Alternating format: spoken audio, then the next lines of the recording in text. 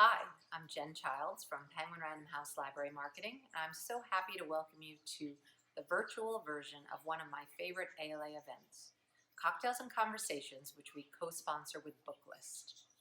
Today you'll hear from 4 remarkable authors. They'll tell you about their forthcoming books.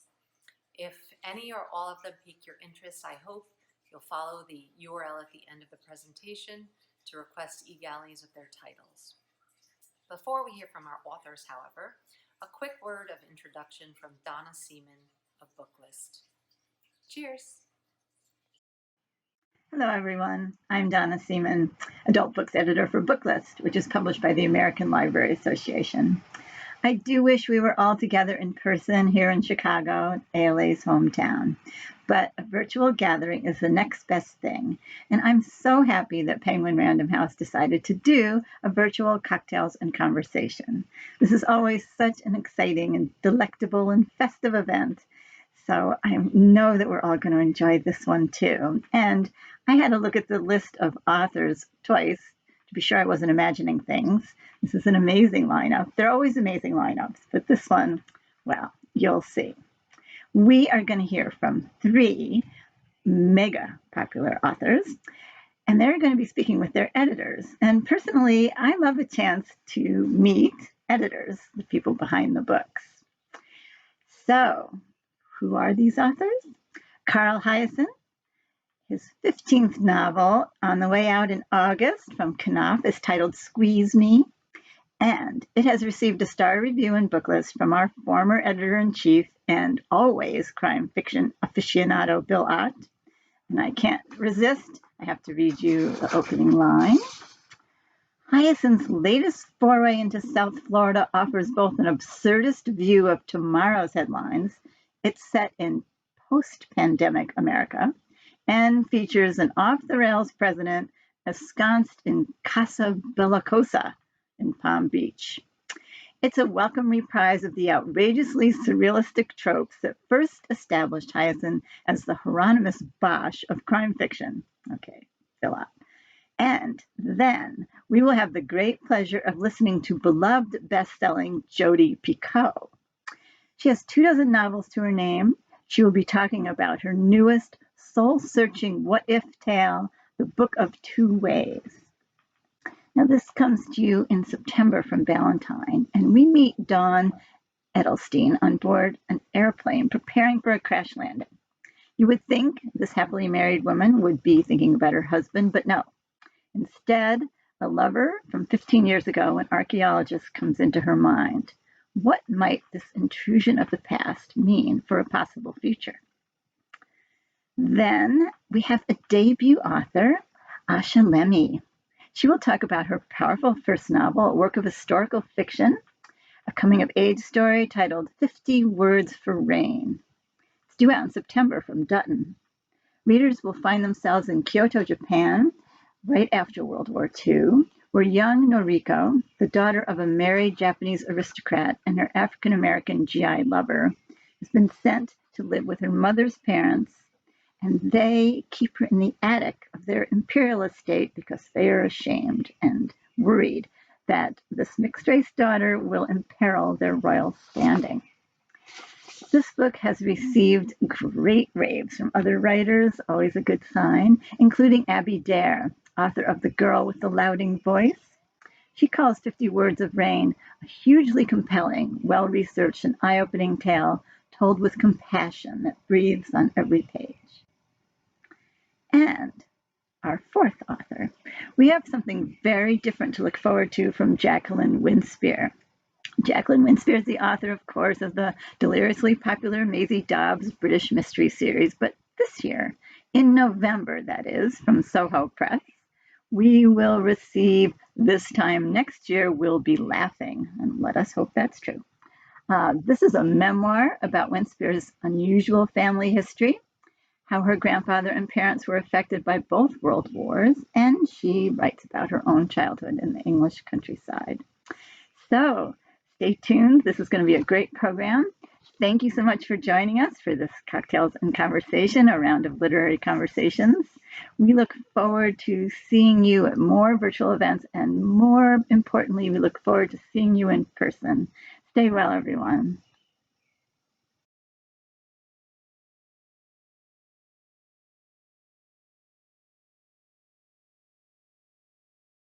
Hi, I'm Peter Gethers, Carl Hiaasen's editor at Knopf, talking to Carl about his new book, Squeeze Me. So we'll start with a simple question, which is just tell us a little bit about Squeeze Me. Well, this was a book I wanted to write. It's set in Palm Beach in modern times, and it deals with a couple of issues. One is there's a figure in the book, and it could be anybody, but he happens to be the president that has a mansion in Palm Beach. And there's also the environmental issue of giant invasive pythons, which we have in Florida, which almost everybody's seen on the videos at this point. So the idea of pythons in Palm Beach appealed to me. An 18-foot snake loose in that particular society had a, I thought it was perfect for Florida, and it's something we can all pray will happen in real life. Well, one of the reasons people love your books is that you take reality and stretch it in an absurd manner, almost to the breaking point. Do you ever worry that real life might be getting a little too absurd to keep up this pattern? Yeah, I mean, I think in the last few years, there is no breaking point is the problem, especially if you write satire and humor. And I've talked to Dave Barry, and I have talked about this quite a bit. Is that one little notch, or the little click of the dial that you reserve as a writer when you're writing satire, just to take a situation and make it one more level of absurd. The dial isn't there anymore, because everything you think of, everything you think to write about, becomes in the next day's headline a reality. So I think it's way more challenging to write this kind of humor right now, and it just doesn't seem to be. I mean, a lot of people say, well, you've got so much material to choose from now, and the trouble is that it's very hard to improve on the material in real life to make it more absurd. Well, going back to the reality, and you sort of started talking about this, but one of the key characters in this book is an overweight and insanely tanned and rather deranged president of the United States. I don't know how you managed to create such a character, but would you say this is your most politically centered book? Not that it's about politics, but it's very pointed. It probably is, I would say, in the sense that to have a character who's in the middle of the political world. But for me, the attraction was having the connection to Florida. All my novels are set in Florida, and it's where I live and where I was born and raised. So it was the idea of having, whatever, regardless of what might be going on in Washington, to have someone in the White House who makes these pilgrimages to Florida and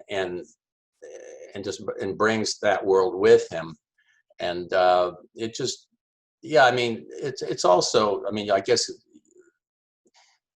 it's hard not to write about this stuff now.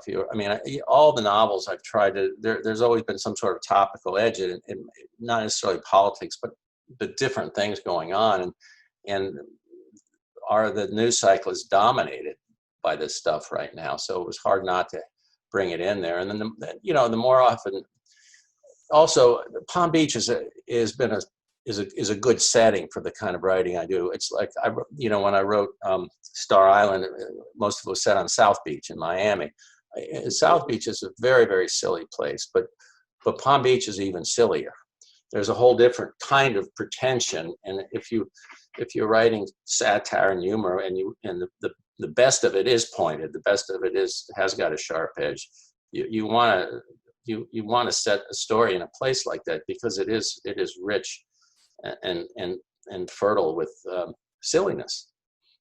Well, you've made it particularly silly. I have to say, I don't particularly want to give this away to anyone, but every time you refer to a family and a family name, you give their business at the such and such family. And I have to say, every single time you did it with a different family, it made me laugh out loud throughout the entire book. So you captured that silliness.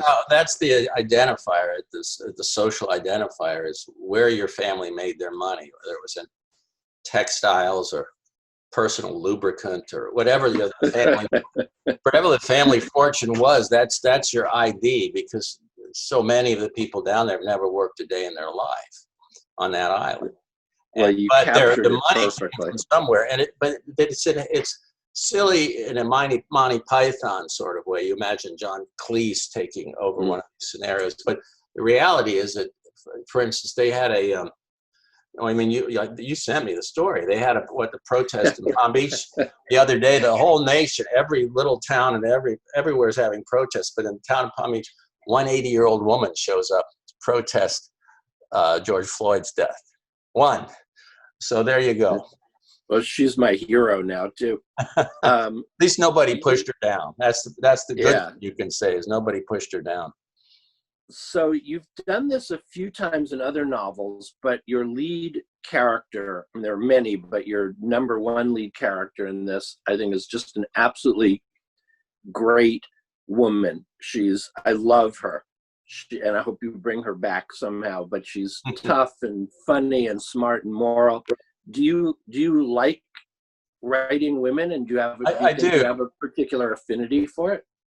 I do. I like, well, it's been my experience in my life that women are at least 2 or 3 steps ahead of the men in their lives, and so the characters I've done, even Aaron in Striptease, especially, and Jolene and Lucky You, those were some of my favorite characters. They were sharp and funny, but they're always a couple steps ahead of the guys who are pursuing them. And I think Angie is the same way in this book. I started out, I wrote, probably tried to write 4 or 5 chapters. I started out with the lead character being a man. And and I just thought, God, this would be so much more interesting, especially since her job is, and we have these businesses all over Florida where you call a number if you've got wildlife in your house or bothering you, possums, alligators, whatever it is. There are people you could call, and they show up with a truck and they capture whatever creature has invaded your little suburban space, and they take it away. And I thought, this would be, and it's a job that particular profession is dominated by men because they're, bigger, burlier. I thought it would be really cool to have a woman in that job who's just as good. And she had a background. She'd been a wildlife officer and a veterinarian. And so I thought that, to me, it became a much more interesting story when I switched it.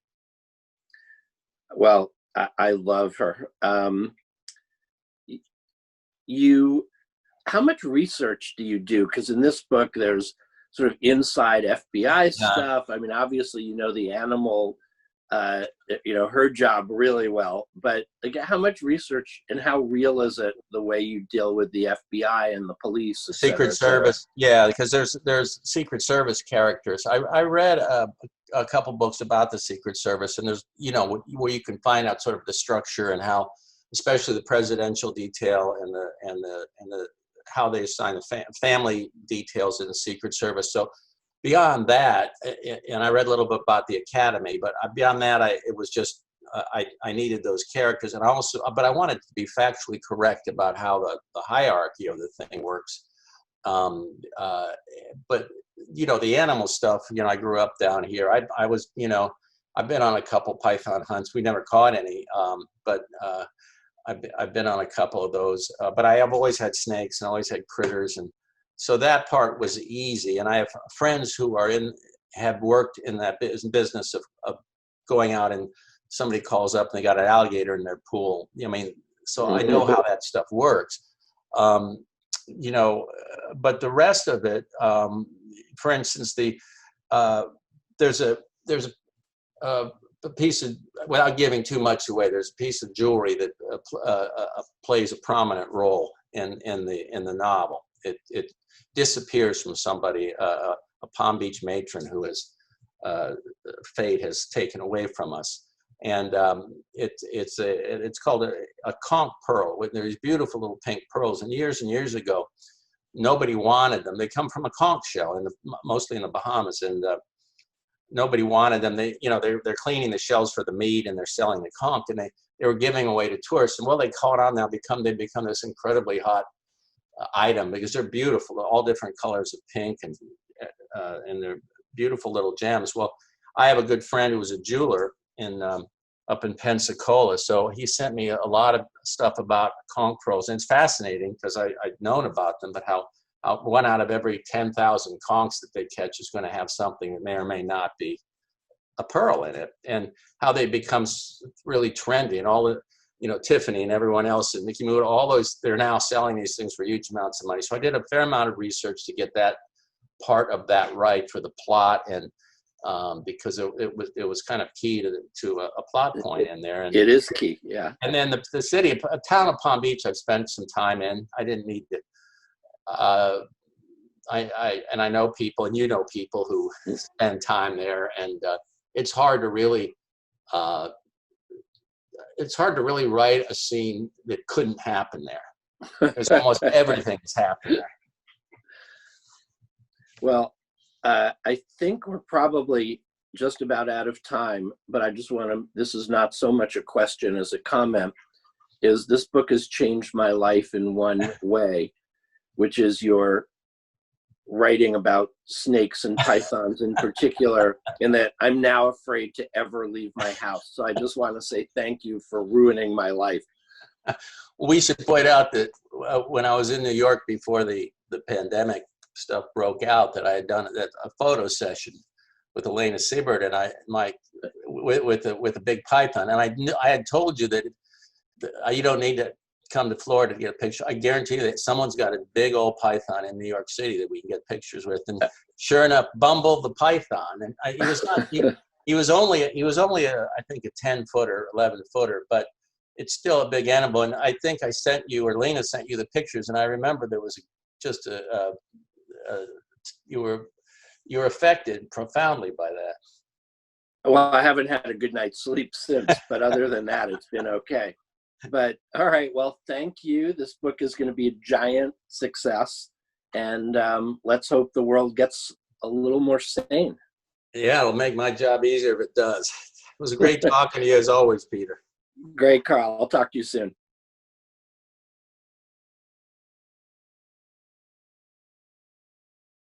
Hello, everybody. I'm Susan Corcoran, the Director of Publicity for the Random House Group, and I'm with Jodi Picoult, the #1 New York Times bestselling author. She's coming here today to tell us about her new novel, The Book of Two Ways, which Ballantine will publish on September 22nd. Welcome, Jodi. Thanks. Please tell us about this new novel. We can't wait. Well, The Book of Two Ways is the story of a woman named Dawn McDowell, and she has a near-death experience when her plane starts crashing, and her life flashes before her eyes. But instead of seeing her husband Brian and her teenage daughter and her work as a death doula helping terminal clients as they're dying, she sees something very unexpected. She sees the life she left behind 15 years ago, a career she abandoned in Egyptology, and a man she left named Wyatt, who was a fellow PhD in Egyptology like her. And when she survives that plane crash, she finds herself at a crossroads. When I wrote the book, I really wanted to ask, who would you be if you weren't who you are right now? What if your life had taken one small turn, one twist? And do we make choices, or do our choices make us? Oh, Jodi, we can't wait. Tell us, what was the inspiration behind this one? So my son was an Egyptology major in college. And one day he came home and he was talking about something called The Book of Two Ways. Knowing absolutely nothing about it, I said, wow, that's a great name for a novel. And then I found out about it. The Book of Two Ways is an ancient funerary text from ancient Egypt. It's part of a larger group of coffin texts that were a bunch of spells that would give the knowledge and fortitude for the deceased to make it to the afterlife. And the Book of Two Ways is super important because it is the first known map of an afterlife. And when you see it in a coffin during the Middle Kingdom, it looks like two wavy lines, a water route and a land route. And the point was that you could take either the water route or the land route, and you would wind up at the same place, which was the ancient Egyptian version of heaven called the Field of Offerings. The Book of Two Ways is what Dawn McDowell is studying in the book when she is working in Egypt. And it also metaphorically becomes what she's struggling with in the book as the story unfolds. I was really lucky when I was doing the research for the book because I got to go to Egypt with Kyle's thesis advisor, which meant that I was there as an academic instead of a tourist. And that meant that I was able to go to places that tourists aren't allowed to go. Like, for example, Middle Egypt, where we got to go into a whole bunch of tombs. And I saw the most amazing things in tombs. When you walk into a Middle Kingdom tomb, the walls are covered with beautiful paintings of the deceased and his family doing things like fishing and fowling and dancing and singing and conducting business, all the things that really brought the deceased joy. And that can vary. In one tomb, this guy whose name was Becket, there is a giant wall full of hundreds of wrestling holds, which made me think that Becket was either the head of ancient Egyptian ESPN or maybe the leader of their gay pride parade. But it's fascinating to see. And the cool thing about these tombs is that was the public space of a tomb. And people were supposed to come visit. They could pay their respects to the deceased, and they could look at all these beautiful paintings. They could puzzle out cryptographic hieroglyphs that were like basically word puzzles that they could sit and do. There were things they could say out loud that would magically provide beer and bread and all kinds of stuff for the deceased in the afterlife. But I also learned that there was a part of the chapel that was very private, a part of the tomb that was very private. And that was called the burial chamber. It was down a long burial shaft, and then there was a burial chamber that was parallel to the floor of the tomb chapel. And that's where the coffin would have been with a mummy in it, the mummy on top of the Book of Two Ways. And once the mummy and the coffin were in there, it would be sealed off with stone. That 18-foot burial shaft would be filled with debris, and then that would be sealed with stone. And people didn't go into that, except for Egyptologists years later, like Dawn. But of course, Dawn does not become an Egyptologist. She instead becomes a death doula, which led to the other half of my research for this book. And I got to experience what that is. A death doula is the opposite of a birth doula who helps with the transition into life. A death doula helps with the transition out of life. So it's a little like hospice care. They work with hospice professionals, but it's really one-stop shopping for death. If you hire someone who's a death doula, they will do anything that you need them to do. They can plan your funeral for you. They can take care of your finances. They can make sure that your social media profiles are removed after you're dead. They can pick up your dry cleaning or get you ice cream. They can do Reiki or massage. Whatever you need, they will provide. And to do the research for this, I had the great privilege of spending time with a hospice chaplain in Texas for a week. And I learned very quickly that it really is an honor to sit at someone's bedside when they're dying and when they're telling you all of their stories. I also learned what you should say to someone who's dying. And you can take this as you will, depending on your relationship with the person that you're sitting with, but you should say, "I forgive you. Will you forgive me? Thank you. I love you, and goodbye." And I learned that when people die, even if they're terminal, they are surprised by it. Death shocks all of us, even when we know it's coming for all of us. And I also learned that nobody wants to be remembered at that last moment the way they are, frail and ill and in a bed. They want to be remembered for who they used to be, for the stories they tell you about who they used to be. And that ultimately is what ties this whole book together, what ties ancient Egypt to Dawn's work as a death doula. When you go to tombs in ancient Egypt, you see how the deceased surrounded themselves with the things that brought them joy. 4,000 years ago, they were asking the question, how do you have a good death? We are still asking that today, and the answer is the same. You have a good life. And ultimately, that's really the message of the Book of Two Ways. What have you done with your life? And at the end of it, are you going to be happy? Wow, Jodi, this sounds like I can't wait. We all can't wait. Tell us a little bit, because we're talking to librarians today, what libraries mean to you. So much. My very first job was as a page at a local library. And I've always joked around and said it must have been a self-fulfilling prophecy. But librarians also were incredibly important to me because I'm old enough to have begun writing before the internet. And knowing how much research I do, back then I couldn't just hop online and find things. So I really relied on research librarians to help me learn what I needed to know when I wrote a book. So I am eternally grateful to libraries. We want to thank all the librarians today for their ongoing support for Jodi and her work. And we look forward to a happy fall of reading. Thank you. Thank you.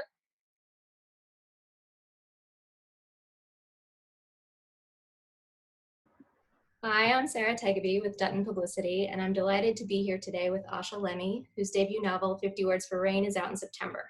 Hi, Asha. Hi, Sarah. Since this is your debut novel, I wonder if you could tell us a little bit about yourself. We'd love to know more. Sure. My name is Asha. I'm 25 years old. I am obsessed with cats.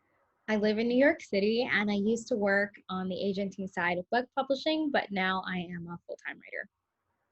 Did that experience in agenting inform your writing or the journey in this side of publishing, or has it felt like a different adventure? Oh, yes, definitely. I mean, I got a peek behind the curtain, and I can't pretend that that wasn't helpful to me.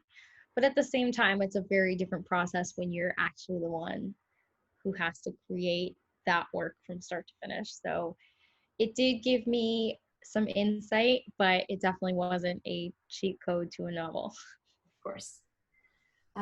50 Words for Rain is such a beautiful title, and I think it invites readers into the story right away. It invites questions right away. I wonder if you could tell us a little bit about what 50 Words for Rain means and why you chose that as the book's title. So 50 Words for Rain refers to a saying in Japanese language that there are 50 words to describe rain because it rains so often. And I just thought it was a very appropriate and beautiful metaphor to describe the various trials and tribulations that we go through, all of us go through in our lives, and that Nori goes through in particular. Nori is your main character. What are some of the challenges she faces throughout the novel? So Nori is the illegitimate daughter of a Japanese aristocrat and an African-American United States soldier. So her life was never going to be straightforward. She is raised by her mother's parents, her maternal grandparents, at their imperial estate, where she is confined to an attic because her existence is a shameful secret and they don't want anyone to find out about her. And it's not actually until the arrival of her older half-brother, Akira, that her life really gets a chance to begin. That's one of the things I loved about this novel, is that there was such a focus on sibling relationships, which I think is really rare. We see a lot of parental and child relationships. We see a lot of romantic relationships, but this really was a focus on peers and what being born into different circumstances can mean. So tell me a little bit about focusing on siblings and what that juxtaposition meant to you, or what you wanted to explore in that way.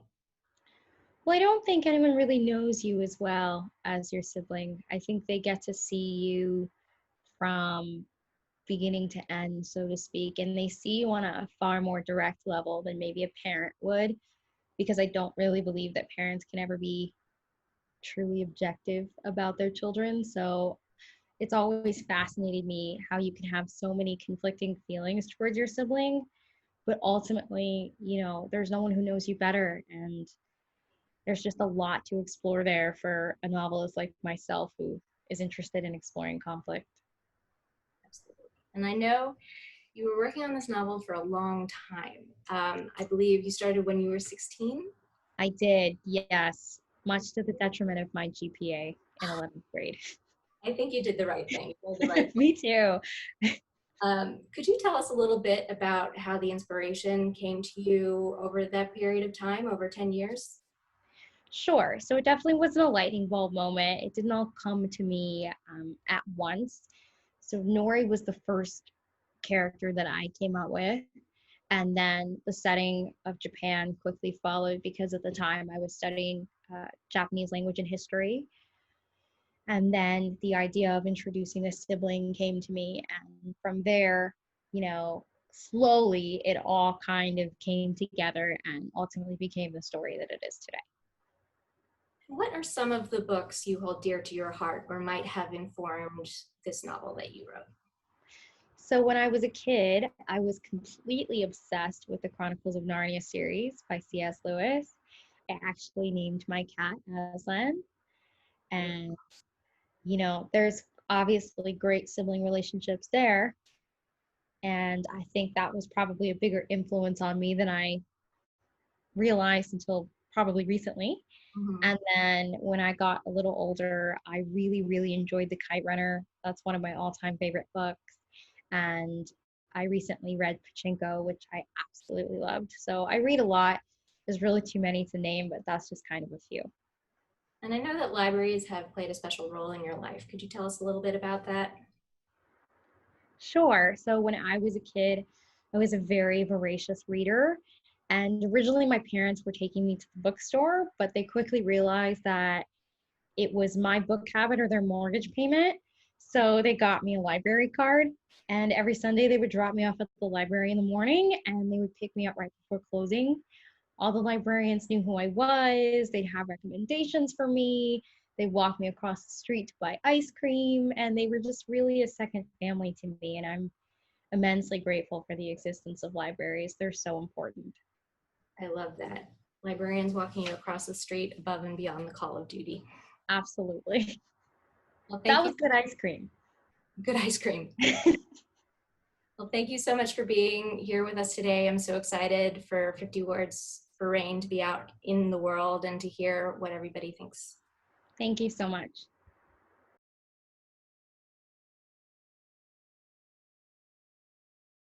Hi, I'm Juliette Grames, the Associate Publisher of Soho Press, and I'm so excited to be here today with Jacqueline Winspear, New York Times bestselling author of 15 novels in the Maisie Dobbs detective series, as well as the novel The Care and Management of Lies, which was a finalist for the 2015 Dayton Literary Peace Prize.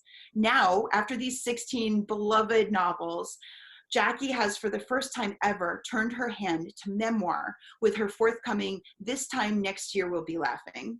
Jackie, what made you turn to memoir after 16 novels? I actually started with memoir, Juliette. Years ago, I wrote a memoir and it wasn't quite right. You know, sometimes writing is like you're trying to bend wood into a frame to hang the story on. I just couldn't get the wood into the right frame. And so I chucked it. Well, not literally, but I stuck it in a drawer. And then, you know, I had this idea for a novel that came to me and I wrote Maisie Dobbs. And so that's really the genesis of my love of memoir, which I always felt had points of universal truth, which any individual can understand, even if the writer has a completely different upbringing and life story. Well, there is so much to connect with in This Time Next Year We'll Be Laughing.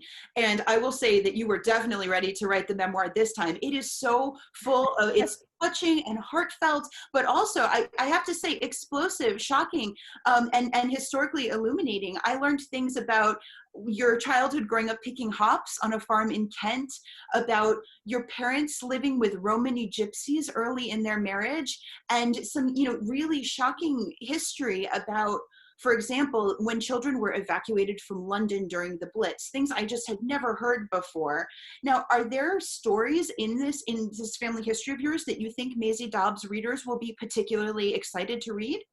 I think the readers of Maisie Dobbs are going to recognize the genesis for quite a few of my stories, because quite frankly, for certain details, I plundered that first memoir, I guess. But if I look back, I would say in An Incomplete Revenge, you know, where Maisie is among Romany gypsies, I drew upon my parents' stories of their time living and working on the farm, living in a little gypsy caravan that was, you know, I mean, gave them about 8 foot by 5 feet of living space. but when they hit that first hard winter, you know, it was the Romany family who were just along from them who reached out to them and helped them through. And, you know, that it gave their lives such a freedom at a time when they really needed the freedom post-war.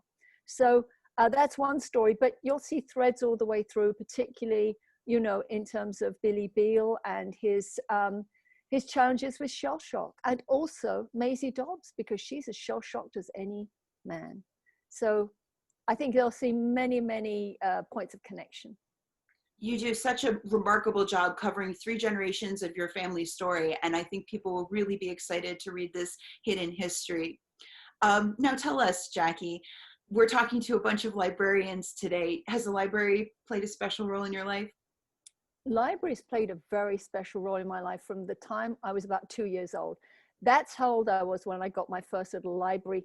You know, those little ticket things that you stick your ticket in, the little folder. And we used to go into town once a week. So by the time I was 4, I was well versed in library etiquette. And the room, our local library, was tiny. Now, here's the thing. My mom used to push the big baby carriage with my little baby brother in 2 miles to go into the local town on a Saturday. And she took back all the library books for the street of elderly people where we lived. And she used to choose everyone's library books. And so there was not only my 2 library books, which I carried for most of the way, but my poor little baby brother, by the time we hit the library, he was almost folded in 2 at the top of the pram. You can just imagine, as my mum shoved in about 10 library books, if not more. And she just knew everybody's tastes. There were the 2 books for her and the 2 books for my dad. He liked Westerns, but luckily so did Mr. Kilby up the street, so they used to swap. And then there were all the ladies, and she knew all their library tastes. And the library was the big stop of the day. So, but it was such an important stop. And my mom really impressed upon both my brother and I the importance of reading and the special place the library had, because we couldn't afford books. There was no way in the world my parents could have afforded a book. But there it was, free reading. And it was as my mom knew, it was as a link to a better way of life too, a better person. So Jack, there you are. thank you so much for talking to us today. And thank you, librarians, for watching. Don't forget, November, this time next year, we'll be Laughing by Jacqueline Winspear. And we hope you have a really wonderful ALA.